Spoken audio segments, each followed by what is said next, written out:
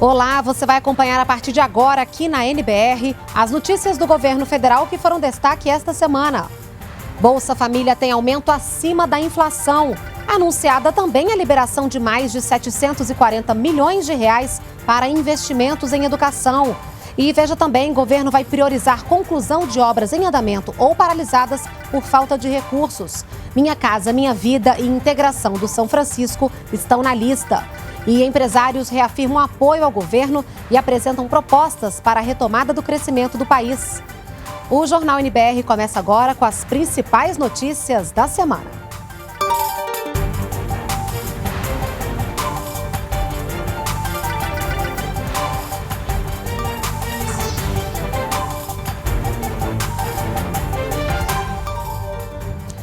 O valor pago aos beneficiários do Bolsa Família terá aumento de 12,5%. O anúncio foi feito na quarta-feira durante cerimônia no Palácio do Planalto. O presidente em exercício, Michel Temer, destacou a importância do programa para as famílias que estão na linha da extrema pobreza, mas ressaltou que o melhor programa social é a geração de emprego. Com a medida, o valor médio pago às famílias passa de R$ 162 para R$ 182,31. O percentual está acima da inflação dos últimos 12 meses e também é maior que os 9% de reajuste anunciados no início de maio. Segundo o ministro do Desenvolvimento Social e Agrário, o aumento é importante para recuperar o poder de compra dos beneficiários. Esse programa não tinha reajuste há 2 anos. Portanto, com a inflação que ocorreu nesses 2 anos, o poder aquisitivo, o poder de compra das famílias que estavam na linha da pobreza extrema caiu. É possível que muitas famílias tenham, mesmo recebendo o Bolsa Família, estejam abaixo hoje da linha da pobreza extrema. O programa Bolsa Família contemplou só no último mês cerca de 14 milhões de famílias brasileiras em todo o país.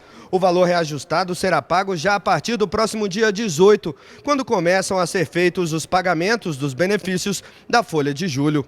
O impacto é estimado em cerca de 2 bilhões e 100 milhões de reais por ano e, segundo o governo, o aumento está previsto na meta fiscal para 2016. A questão social não é responsável pelos desajustes fiscais, nem pelas questões da economia brasileira, mas ela é parte integrante da solução, né?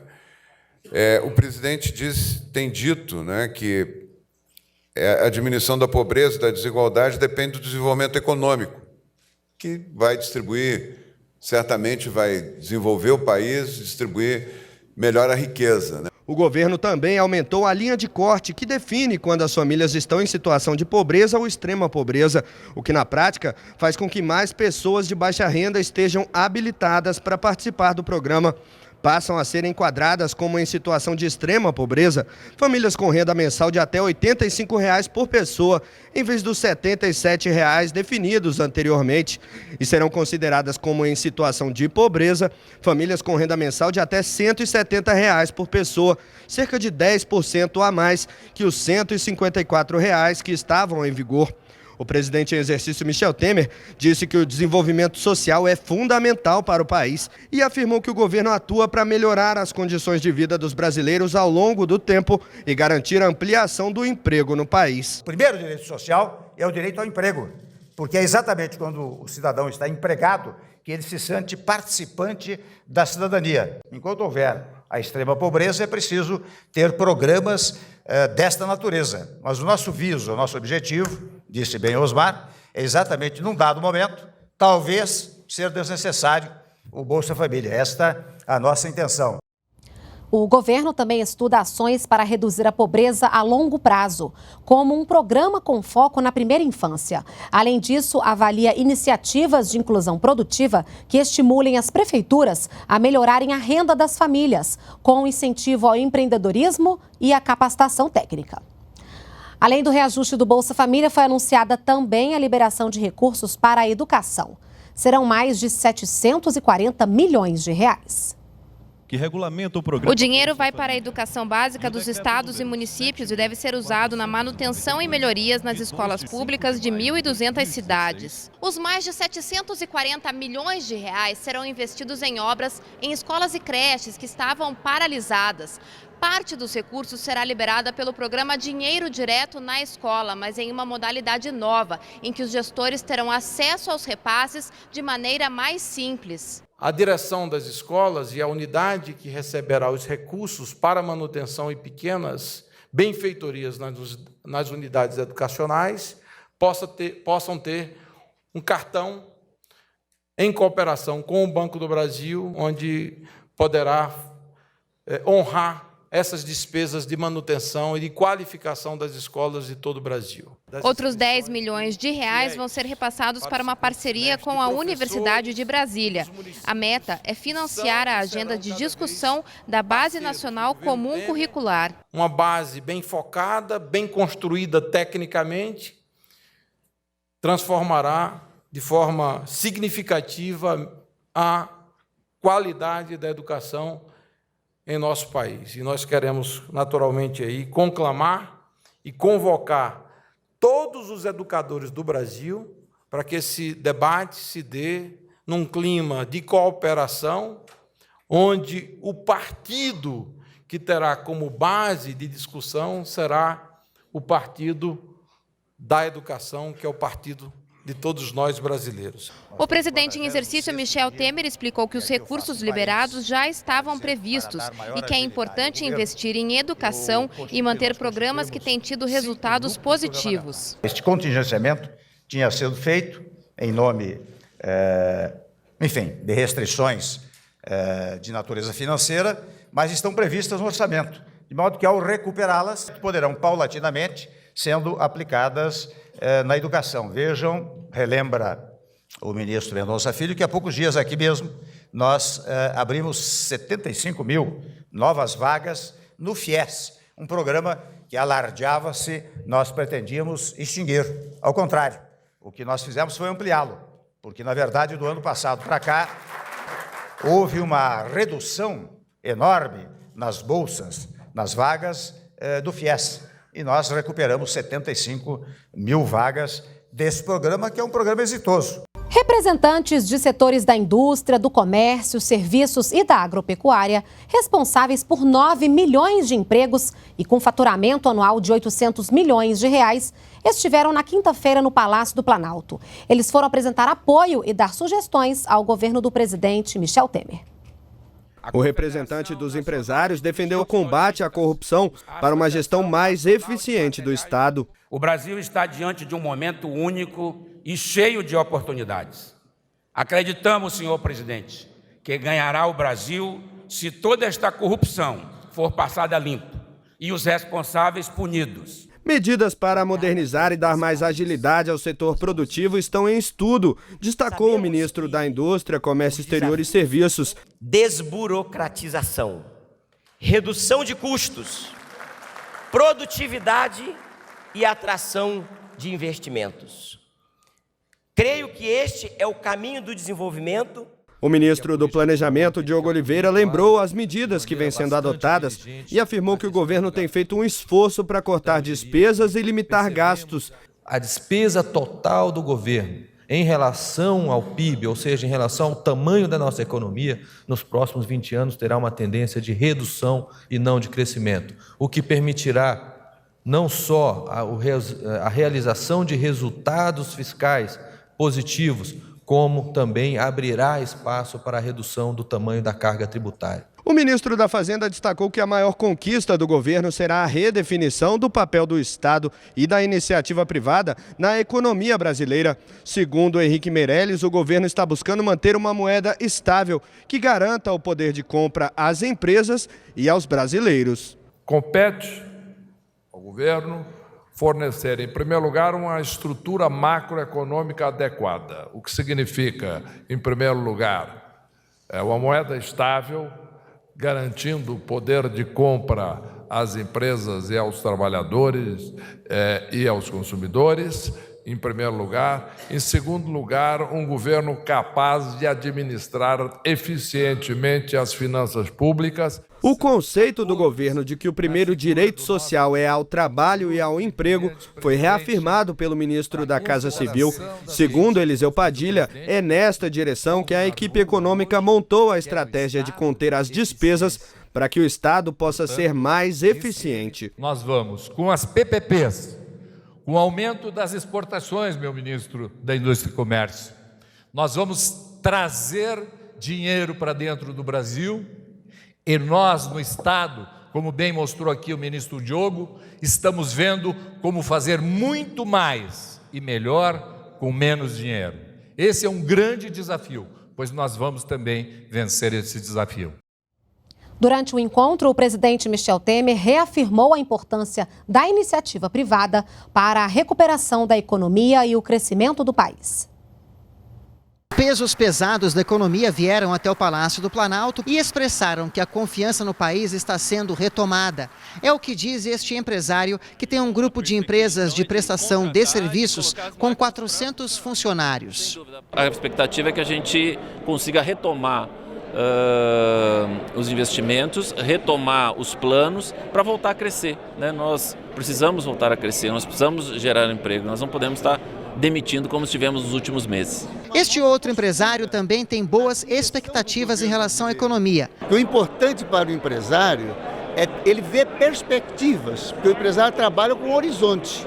E quando não tem perspectiva, o empresário fica com a sua atividade minimizada. E o que nós estamos percebendo é que a curto espaço de tempo, o governo está dando demonstração que quer uma retomada do crescimento, uma retomada de uma boa gestão pública, de controle de gastos públicos. Ao falar para os empresários, Michel Temer disse que a confiança deles no país dá mais responsabilidade ao governo e que o sucesso da iniciativa privada estabelece um círculo virtuoso na economia, já que quando se amplia a produção, aumentam-se também o consumo e o emprego. A Constituição privilegia a iniciativa privada, prestigia a propriedade. É claro que lhes dá uma função social, mas prestigia essas atividades na convicção mais plena de que, se a iniciativa privada caminhar bem, portanto, se a produção aumentar por força da indústria, do comércio, dos serviços, da agricultura e, em consequência, o consumo igualmente aumentar, forma-se, para dizer o óbvio, um círculo virtuoso, em que o consumo acaba aumentando a produção. Temer também defendeu uma mudança no cenário econômico do país. Pouco a pouco, nós vamos trazendo o Brasil para a realidade, né? E a nossa realidade hoje é de quem, no passado, gasta muito e não arrecada. Então nós temos que tomar cuidado com isso. E isso é que tem dado extraordinário resultado. Já na política, Michel Temer afirmou que a governabilidade também depende da sociedade. Eu digo, o governo são os órgãos institucionais, executivo, legislativo, judiciário. Agora, governança, você precisa ter o apoio da representação popular que está no Congresso Nacional, não é? Isso nós temos governança, mas nós precisamos mais do que isso. Nós precisamos de um terceiro item que eu chamo de governabilidade. Para ter a governabilidade, você precisa ter o governo, evidentemente, precisa ter a governança, apoio do Congresso Nacional, mas precisa ter a compreensão da sociedade e o apoio da sociedade. Ao inaugurar uma nova fábrica de celulose no Paraná, o presidente Michel Temer destacou a geração de empregos. A nova indústria, que contratou 1.500 trabalhadores, contou com investimentos de 8 bilhões e meio de reais. Parte foi financiada pelo Banco Nacional de Desenvolvimento Econômico e Social, o BNDES. Uma indústria com tamanho de cidade, construída para fabricar celulose, matéria-prima do papel. A fábrica da Klabin, em Ortigueira, região central do Paraná, levou 2 anos para ser construída e ocupa uma área equivalente a 200 campos de futebol. Durante a construção da fábrica, foram contratadas cerca de 40 mil pessoas. A nova instalação dobrou a capacidade de produção do grupo, considerado o maior produtor e exportador de papéis do Brasil. A unidade entrou em operação em março deste ano e gera cerca de 1.500 empregos diretos e indiretos. Isso pode ser um exemplo para o país, porque o que nós mais precisamos é de emprego no país. São quase 12 milhões de desempregados. Hoje eu já tirei desses 12 milhões 1.500.000, né? Aliás, 1.500, perdão, né? 1.500 empregos, né? Que foram gerados por este trabalho da Klabin, de fora parte as 40 mil pessoas que trabalharam na obra. O custo total para tirar a fábrica do papel foi de 8,5 bilhões de reais. Desse total, 40% foi financiado pelo Banco Nacional de Desenvolvimento Econômico e Social, o BNDES. O presidente em exercício, Michel Temer, garantiu que a devolução de 100 bilhões de reais do BNDES para o Tesouro Nacional, anunciada no fim de maio para conter a dívida pública, não vai comprometer a capacidade do banco em apoiar novos projetos da iniciativa privada. Esses 100 bilhões que vão ser tirados pouco a pouco, né? Eles já foram negociados com o BNDES, a presidente Maria Silvia não vê nenhum problema em relação a isso e, como disse, reitero, ainda sobram lá 400 bilhões, que é do Tesouro Público, que está no BNDES. Ainda no Paraná, Temer falou do trabalho do governo de integrar ações com o Congresso Nacional e aprovar medidas para a recuperação do país. Nós temos trabalhado e agido como presidente efetivo, não é? Vejam o grande apoio que nós temos hoje do Congresso Nacional. Vejam os projetos que nós já estamos aprovando, particularmente aquele que resolveu a questão dos estados da Federação Brasileira. Vejam também a questão da limitação dos gastos públicos. Nós já mandamos uma proposta de emenda constitucional ao Congresso Nacional, acertamos com os estados, que também eles, estados, terão as mesmas limitações de gastos. Aliás, isso está sendo introduzido na própria emenda constitucional, que limita os gastos públicos apenas à inflação de cada ano. Enfim, estamos trabalhando de uma maneira que, digamos assim, o Brasil não pode parar, portanto, eu também não posso parar. O Conselho Monetário Nacional decidiu fixar em 4,5% a meta para a inflação de 2018, com tolerância de 1,5 ponto percentual. Isso significa que a inflação de 2018 pode chegar a 6% dentro do limite tolerável. Para o ano que vem, a meta foi mantida em 4,5%, com tolerância também de 1,5 ponto percentual. Essa meta é a mesma que o governo adota desde 2005, mas o limite foi diminuído de 2 para 1,5 ponto percentual. De acordo com o Banco Central, a meta foi decidida avaliando a situação econômica interna e externa. O programa Minha Casa Minha Vida, a transposição do Rio São Francisco e a concessão de estradas, portos e aeroportos foram alguns dos temas tratados na primeira reunião do Núcleo de Infraestrutura no início da semana. A ideia é promover a interação entre os ministérios e o Legislativo para viabilizar os principais projetos do setor.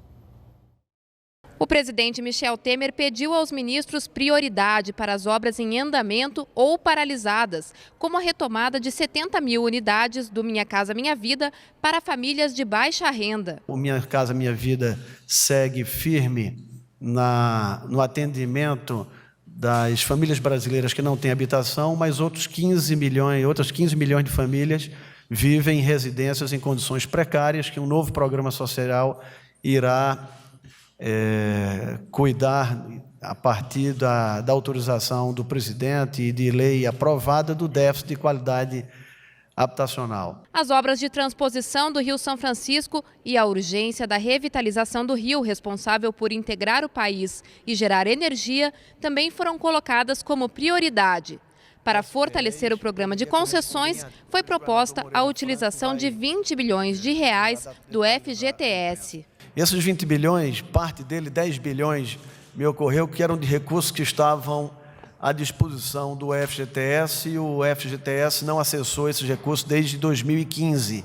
Depois há uma série de outros fracionamentos que levam aos outros 10 bilhões, que podem ser detalhados pelo Ministério do Planejamento. Esses recursos ficariam à disposição para fortalecer o programa de concessões e o programa de participação de PPPs.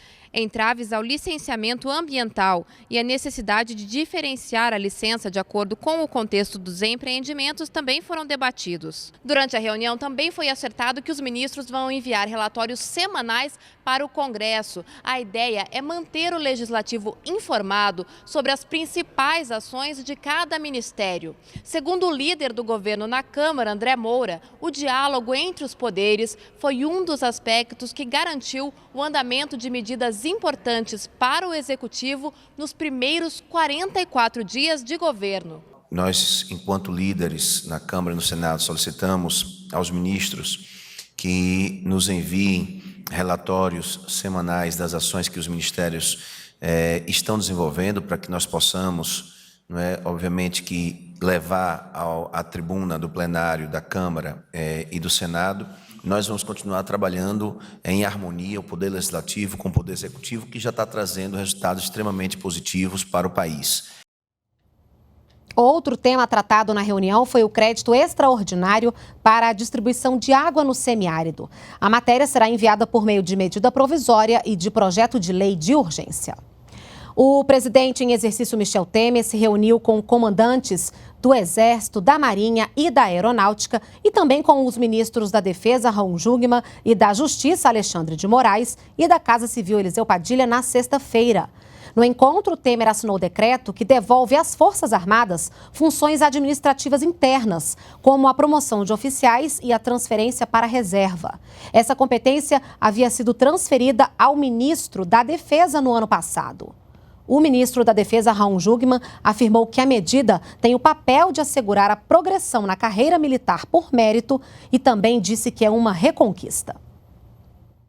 Esta revogação, hoje promovida pelo presidente Temer, nos traz 3 ganhos ou 3 enormes vantagens.